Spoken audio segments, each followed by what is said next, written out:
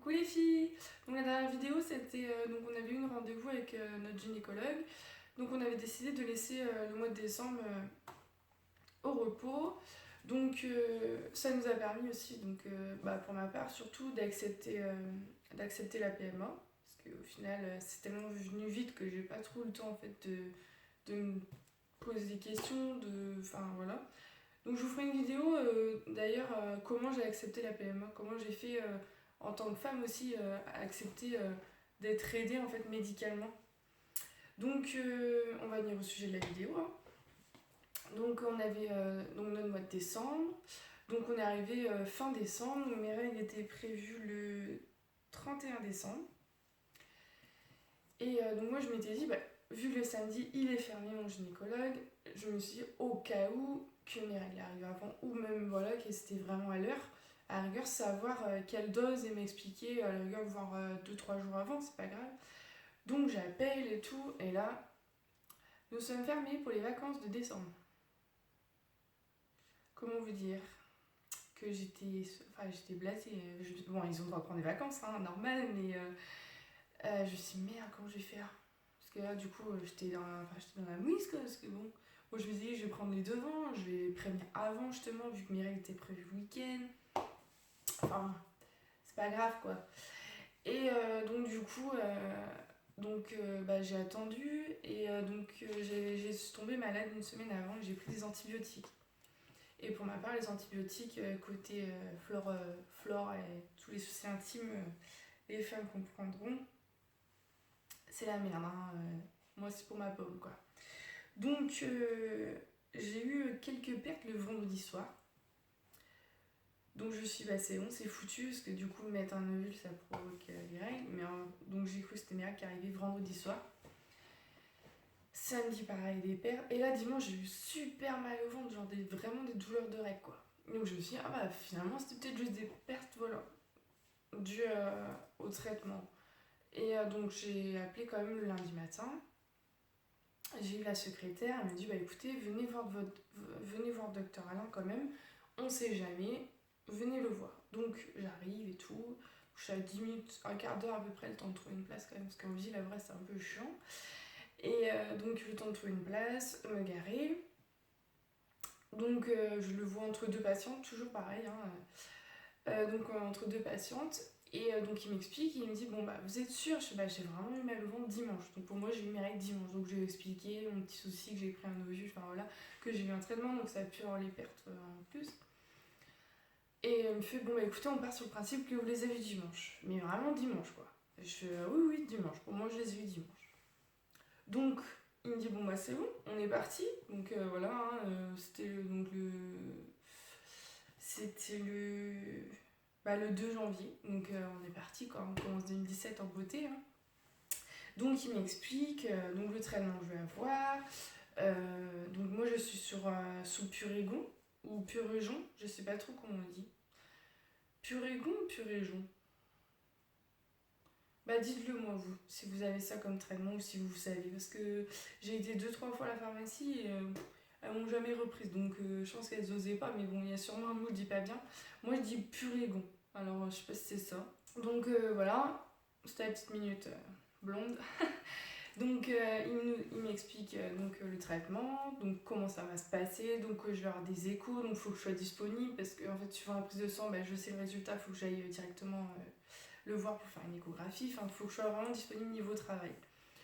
Donc et mon travail ça va, parce que j'avais un peu prévenu à l'avance mon directeur comme quoi j'allais avoir des absences, un peu, même pas prévenu en fait. Je venais juste lui dire je serai pas là à cette heure-là, je reviendrai dans une heure, enfin voilà. Du coup il m'a expliqué, donc après je suis partie, hein, j'ai eu mon ordonnance. Et le souci c'est que j'étais vraiment juste niveau de temps. Donc il m'a bien dit, normalement c'est le soir les piqûres. Sauf que moi je suis souvent du soir. C'est ça le problème avec mon travail, je travaille souvent le soir. Donc moi j'aime bien mon rythme du soir quand même. Donc je n'ai pas trop envie de changer mon rythme. Parce que je sais que la PMA ça peut. Ça ça empiète que ce soit sur la vie privée ou même sur le travail, mais j'ai pas envie de changer mes horaires parce que le soir, j'avoue, nous on a une équipe, l'équipe du matin, je la vois jamais, donc j'aime bien ma petite équipe du soir.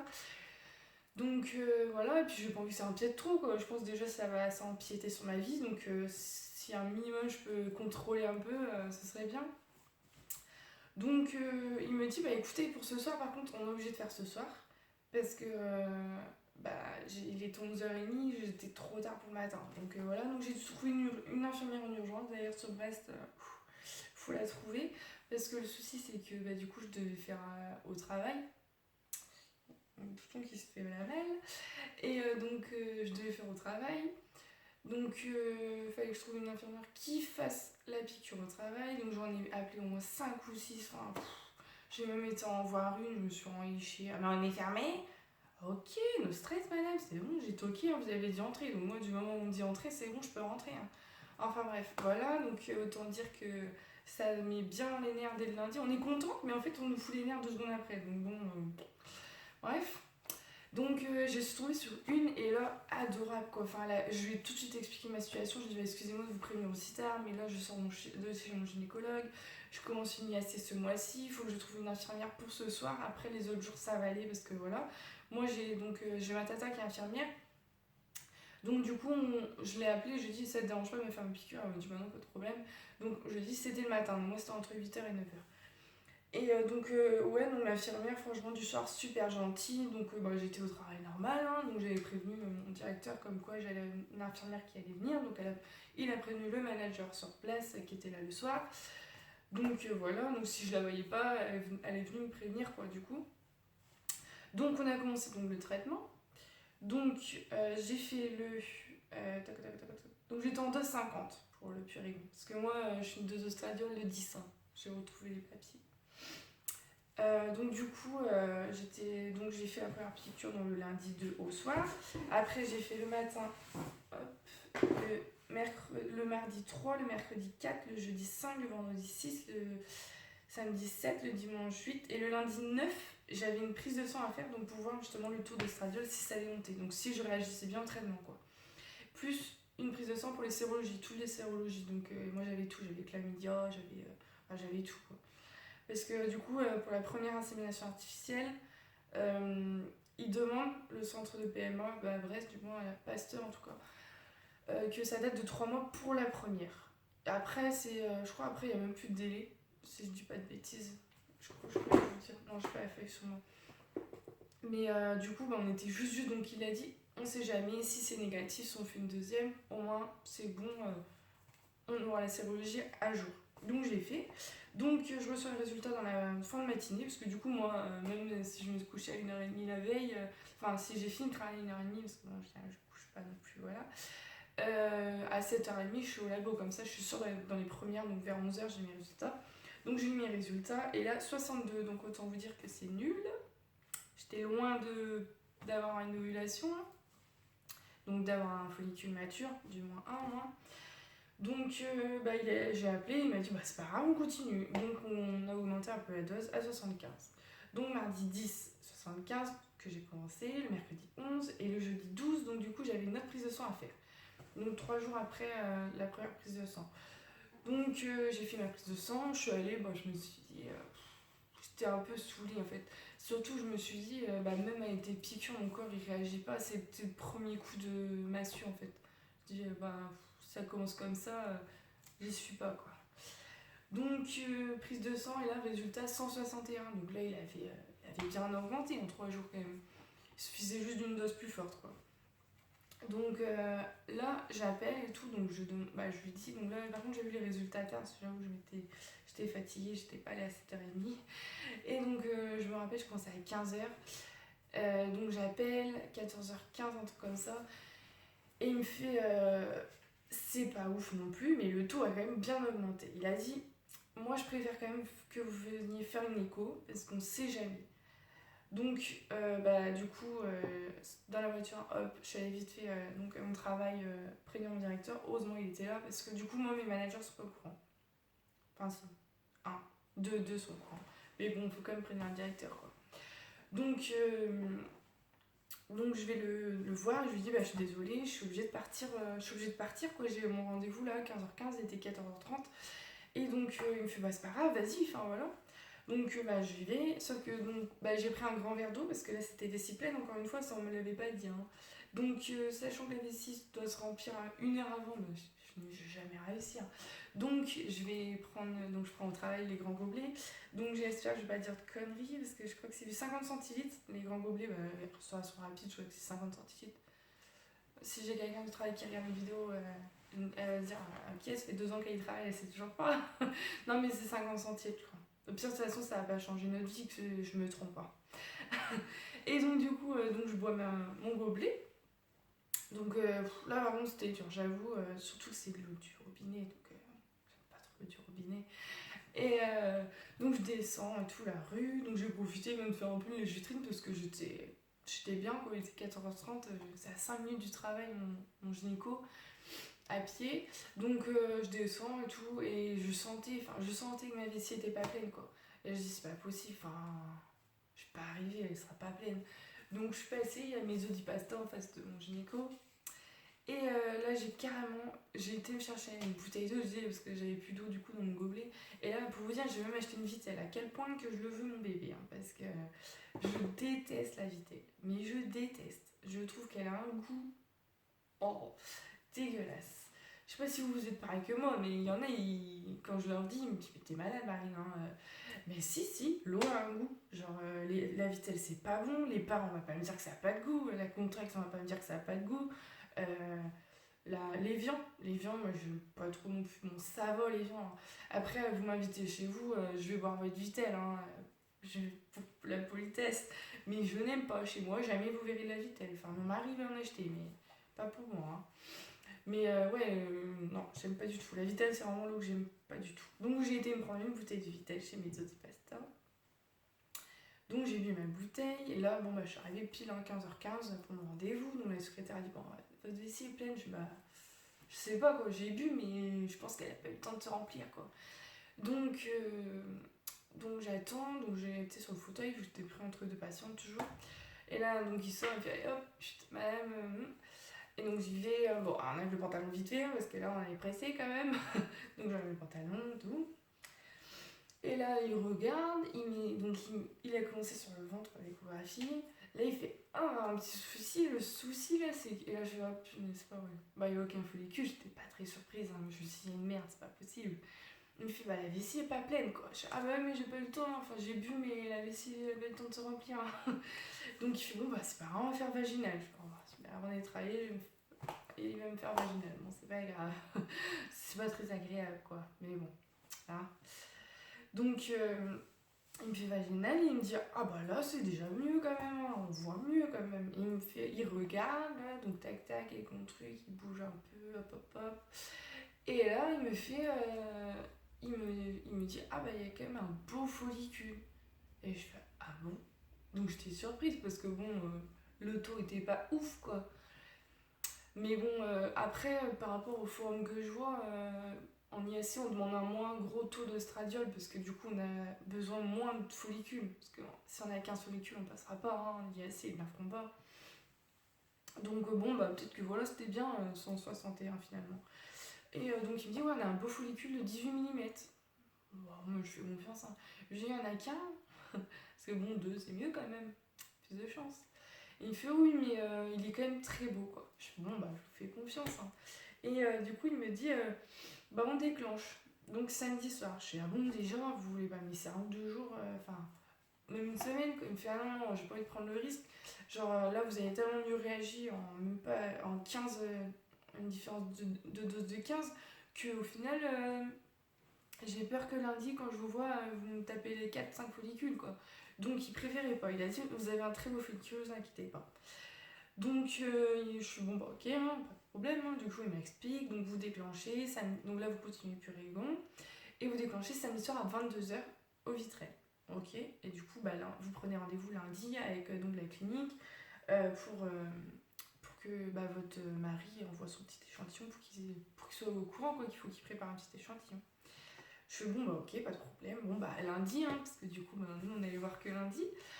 Donc Bah, dans la foulée, hein, j'appelle la clinique, j'explique et tout. Et là, ils me font, ouais, donc faut faire ça comme papier et tout. Je fais, mais c'est pas fini, papier encore. Et en plus, il fallait leur ramener avant le lundi. Abusé, quoi. Enfin, on peut pas ramener lundi le jour même. Enfin, du coup, elle me fait, oh, mais c'est que la première fois qu'on fait ça. Alors, j'espère bien. Enfin, bon, du coup, tout un tas de papier. Donc, j'ai été le samedi matin et tout. Donc, j'ai continué donc, le vendredi 13, donc le matin, Purégon. Samedi matin, Purégon. Donc, le samedi soir, ma tata m'a fait au Vitrel. Donc, là, c'est la plus grosse dose. Hein.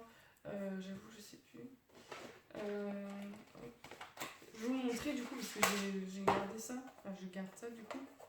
Hop. En fait, c'est ça. Tac. Ça, c'est pour ce Purégon. Et en fait, du coup, c'est comme ça en fait. Et on met la dose dedans. Voilà, on dévisse, on met la dose. Hop, tac, l'aiguille. Et en fait, là, vous avez en fait les doses. Donc, on tourne, admettons. Hop. Voilà. Si vous voulez 50, on met 50. Hop, tac. Et on appuie. Donc, c'est rapide. Hein. Vous voyez, vous appuyez. Hop. C'est bon, c'est fait quoi. Mais bon, voilà, c'est pas non plus. Il va pas se fournir. Ah bah oui, il faut peut-être une aiguille. Pour qu'elle boule. Bref, ah voilà. Et du coup, voilà, c'est rien quoi. Et bah, au Vitrel, c'est pareil. Sauf que du coup, c'est un autre. Et par contre, je l'ai pas gardé, c'est ma tata qui l'a gardé. Mais bon, de toute façon, on a besoin d'une à chaque fois pour provoquer l'ovulation. Donc, de toute façon, c'est pas compliqué. Hein. Vous prenez une petite lingette, du désinfectant, hop, on frotte, tac, pique. Bon, c'est pas compliqué en soi, je vous le dis, mais j'aime pas trop le faire, je l'ai fait que 2 fois moi. Et donc du coup voilà, donc on provoque au Vitrel, donc bon bah nickel, enfin... De toute façon je vous expliquerai dans une vidéo les effets secondaires que j'ai eu moi pour Purégon et au Vitrel. Parce que si je raconte là, on en a pour 1 heure dans la vidéo. Donc normal, le week-end se passe, donc le lundi matin. Donc mon mari, donc 8h, on avait... Ouais, non 7h30, enfin il a commencé à 7h30 à faire son petit truc.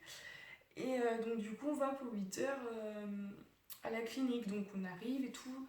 Moi je raconte des conneries, mais il a pas fait à domicile. Hein. Je vais vous... Non. C'est parce qu'il est genre il est 22h et je suis fatiguée. Non, il a pas fait à domicile. En fait, on a été directement à la clinique. Parce que quand c'est pour le jour donc de l'insémination, on fait plus à domicile. On n'a plus droit parce que voilà, ils disent on sait jamais, hein, vous menez le sperme de votre voisin qui est fécond au top du top, et puis c'est bon quoi. Donc, bon, après, c'est normal. Hein. Mais donc, du coup, il est allé donc, à la clinique. Donc, pour lui, c'était la première fois. Donc, c'est vrai que j'étais stressée.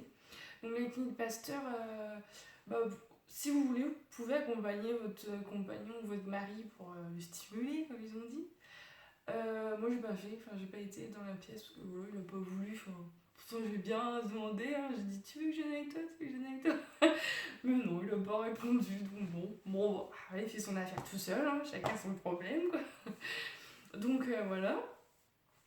Et donc bon, il est sorti, il m'a dit bon on y va, on attend, on revient d'ici 1h30. Donc on est revenu 1h30 après, on toque au labo, paf paf, monsieur, madame, tac, il nous donne le petit échantillon. C'est rigolo, parce qu'en fait on nous donne ce qui va peut-être faire notre enfant en fait, qui va contribuer quoi. Les spermatozoïdes qui sont vraiment, c'est les meilleurs, donc c'est les meilleurs qui vont peut-être réussir à faire un bébé quoi.